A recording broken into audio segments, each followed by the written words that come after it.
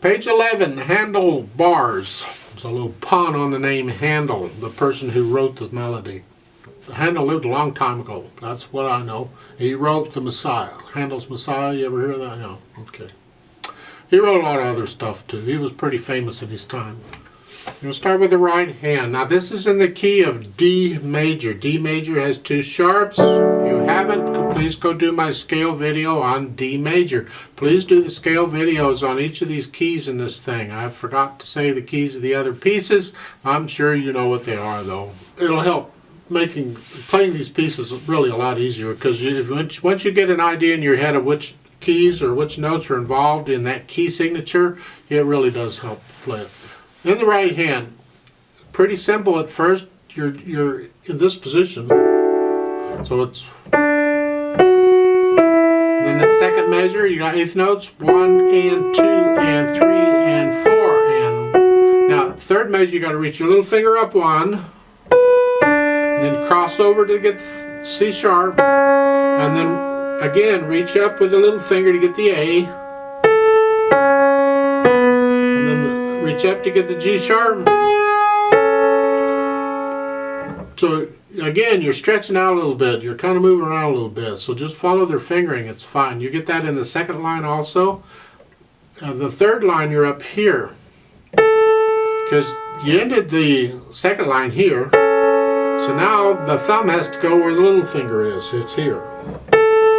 Yeah. Remember the C sharp. It's center, the last measure. It's an A. Then cross over to the F sharp. That puts you in position for going on. The last line, second measure, going into the third measure. Look out. You're here in the second measure. Going into the third measure, you need the third finger on that A. Not a problem. Hopefully, you may have to look down for it. That's okay. And that puts you in position then to go on.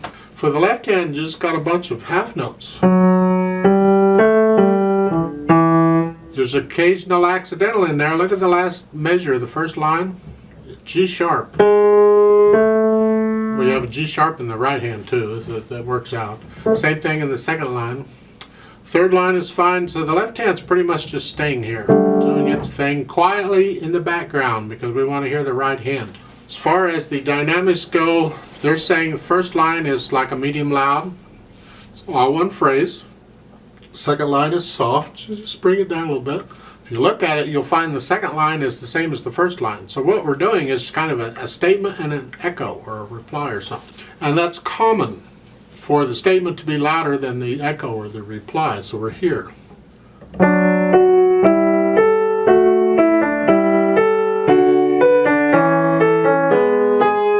And softly.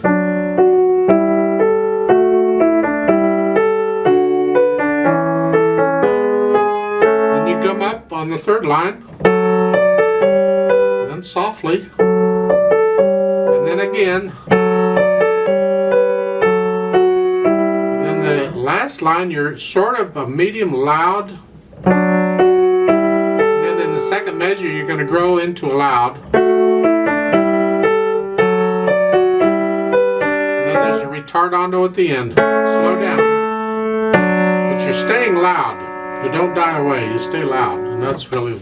At the top it says jocoso, which means happy or whatever you want to call it. This is like a happy piece. I would equate that with allegretto, a fun thing. Have fun with it. They're giving you the metronome markings of 96 to 112, so you can experiment in those ranges once you learn it and get an idea how fast it goes. But learn it slowly first and get it down. Everything is there like it's supposed to be. Then you can speed it up to the speed it should go. 4/4 time will give us 4 counts. Now let's try it out. Hands where they go. Okay. 1, 2, ready and go. And 1.